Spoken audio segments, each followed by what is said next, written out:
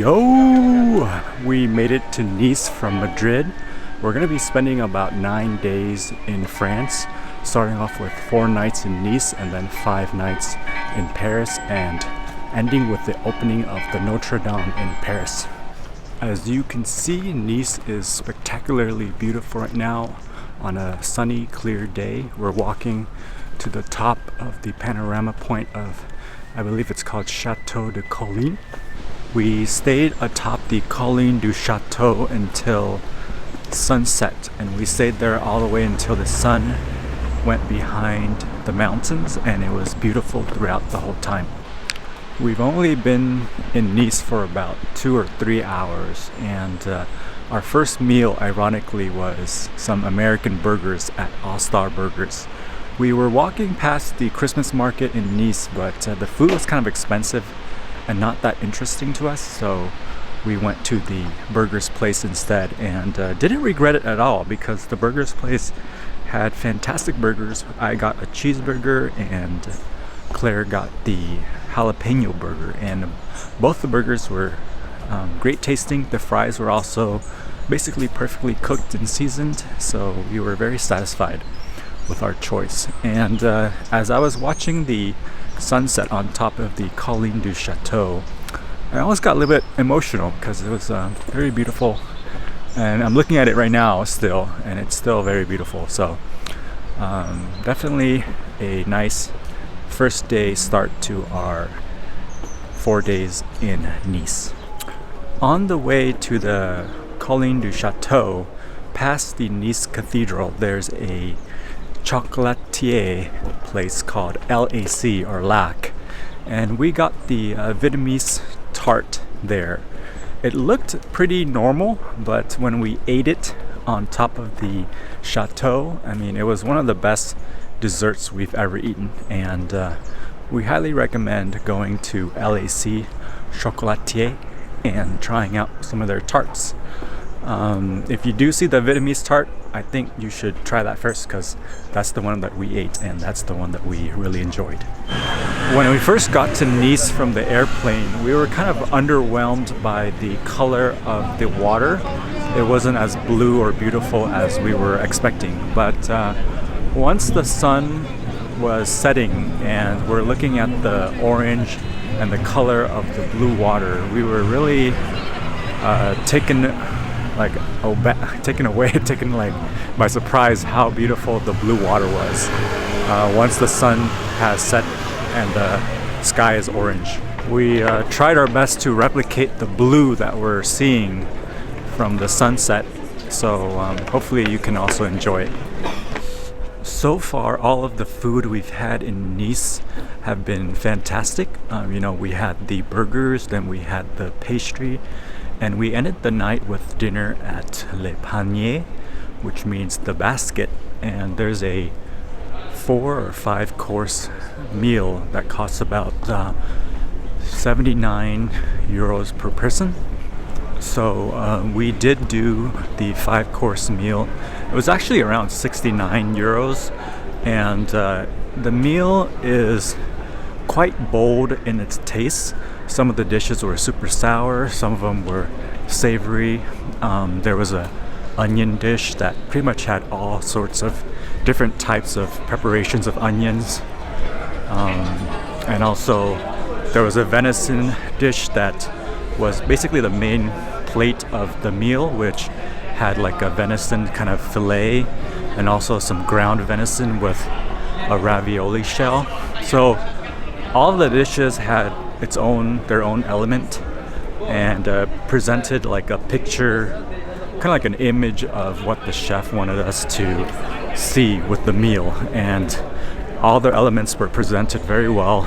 And at the end there was a dessert that was very floral, and it's hard to describe, but the dessert really made me feel like I was walking through like a field of flowers or something. So it was very special in that way. So we it's hard to recommend like a tasting menu like this, because first of all, one of the drawbacks of a tasting menu is that it takes a long time to complete, about 1.5 to 2 hours. and some of the dishes take a while to come because they're preparing it for other people as well. Sometimes you're just sitting around waiting for the dishes to come, but there's something special about the tasting menu that you don't really get with any other type of meal, which is like you get an illustration, kind of like a symphony concert, where you get like a certain course and then it builds an image of all the other courses. So it's something that you don't really get with just a regular meal. So we recommend it if you like that kind of thing. This is now our second day in Nice, and I kind of just want to build on some of our initial impressions of Nice. Claire thinks that it's very beautiful, and in some ways it's a lot better than what we can see in California. But to me, I think Nice is an interesting place. It's more of a vacation destination for a lot of people in Europe, so it's missing a lot of the cultural and history aspects that we got in Spain. So there's a little bit of a lack of good morning.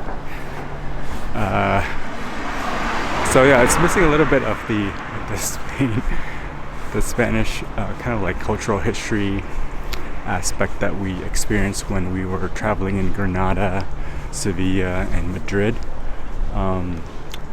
We went to the Nice Cathedral, as we mentioned, and the Nice Cathedral is it's a little bit underwhelming compared to a lot of the cathedrals that we visited in Spain. So we were kind of surprised that it's such a destination within Nice. So overall, right now we're going to be walking on the coastal path towards Villa Franche-sur-Mer. So hopefully the view there is going to be amazing. Keep in mind that we are visiting Nice in kind of an off season. This is December 2nd. So it's a little bit cold in the mornings and in the evenings. So look, we're wearing these huge thick jackets. At around 10:30 to 11 a.m. it does warm up considerably. So it's kind of difficult to dress for Nice during the early December month, because in the morning you have to wear something super warm, and then later in the day it gets kind of warm, and at night it gets cold again. The walk from Nice to Villefranche-sur-Mer takes about an hour, and some of it reminds us of the walk from San Francisco to Sausalito. The other challenge of traveling around France is that there's very few public free restrooms. So we were able to find this obscure one near Villefranche-sur-Mer. In Villefranche-sur-Mer, there's a 16th century citadel that has a bunch of interesting art installations and a free little museum, and also a beautiful garden that are all free to visit. So it's a nice walk and a nice place to check out the view from here. It's also a Monday morning, and it's really not crowded at all in Villefranche-sur-Mer, so we're kind of enjoying the whole place to ourselves. We are having a wonderful time in Villefranche-sur-Mer. It's very not crowded today, and we ate some lunch at Tosca.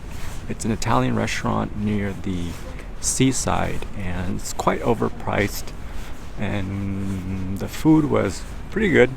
The pizza we got was mortadella with some pistachio and mozzarella cheese, and we also got the calamaris and a linguine, and all the dishes were quite good. Once again, it's kind of overpriced for being next to the coast, but we did enjoy it. We've decided we're going to take the long walk back from Villefranche-sur-Mer back to Nice. Overall, we really loved our stay at Villefranche-sur-Mer. The town reminds us somewhat of Bellagio in Lake Como. The stairs in the old town are very beautiful, along with the colors of the houses and whatnot. So as you can see behind me, there's a beautiful view of the sunset over the town. This is our third day in Nice, and today we've decided to hike up to Ez village. It's about an hour or an hour and a half steep hike from the train station, and this wasn't in our agenda, but Claire was wanting to check out the Ez village, so we're gonna do it today since we've kind of exhausted all of our Nice plans. The hike has been relatively easy for us 30-year-olds so far. Most of it, it's kind of like walking up a bunch of stairs with pebbles on the floor. It does get very hot on the trail upwards, so we think you can probably hike this trail in a t-shirt in late fall. Today in Nice we ate the La Ville crepe. It's a crepe restaurant near the cathedral, and we got the savory crepe with the ham, goat cheese, and tomato sauce. Also we got the pear chocolate crepe, and both of the crepes were pretty much some of the best crepes that we've ever eaten in France. So we highly recommend checking out the Ville crepe. Not sure if I'm pronouncing it correctly, but try out their crepes, it's really good. So far the most difficult aspect of this hike is not really the strength aspect of climbing up the stairs, but it's mostly the heat aspect. We're kind of overdressed for this hike. We wish we kind of dressed a little bit lighter, but we know that it does get a little bit colder as we reach the top of the mountain. We are really enjoying this hike so far because it's a pure natural view from the trail. So basically you don't really see any cities, you don't see any development. It's a nice change from the city and the people from Nice. We started this hike at around 1:50 p.m. and most of the hike is uncovered, but we haven't had to deal with any direct sun yet. Alright, we've made it to the top. It took us about an hour and 20 minutes and was relatively easy. It seems like many of the restaurants on top of Ez are closed for the winter and they reopen sometime during the spring. So right now it's not like a perfect time to visit, but the fall colors up here make it even more beautiful. As you can see, there's barely anybody up here and we're walking the streets pretty much by ourselves. We would say that it's very much worth it to do the difficult hike up to Ez because it makes the view that much more worth it. Ez is one of the most beautiful places that we've visited so far. Everything from the little touches of design and the aesthetic of the place, along with the kind of like a form follows function kind of aspect of it, because it's built on top of a mountain essentially. We were also able to visit the garden on top of Ez, which we highly recommend as well because it's a very well built garden, and there's a lot of attention to detail in that garden. Plus it's very beautiful and on top of the mountain. We're now headed towards back down the trail, and if we were to give any advice about visiting Ez, it would be to eat a lot of food before you head to Ez, especially during the late fall season, because pretty much none of the restaurants are open at this time of year, and so you'll be very hungry if you don't eat anything before you visit. It took us about 35 minutes to walk all the way down to the train station, and we were presented with some beautiful sunset views behind the mountain, as you can see. We spent our 4th day in Nice doing a day trip to Monaco, and Monaco is a very beautiful place to walk around, especially on this sunny, clear day. We are definitely enjoying walking around the city and checking out the malls and the Christmas decorations, and also just looking at the rich people walking around and eating food.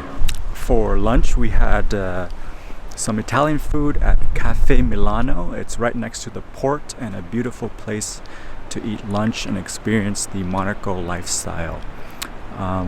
The Italian food there, we got some pizza and some gnocchi, and both of them were very delicious, so we highly recommend going to Cafe Milano for lunch.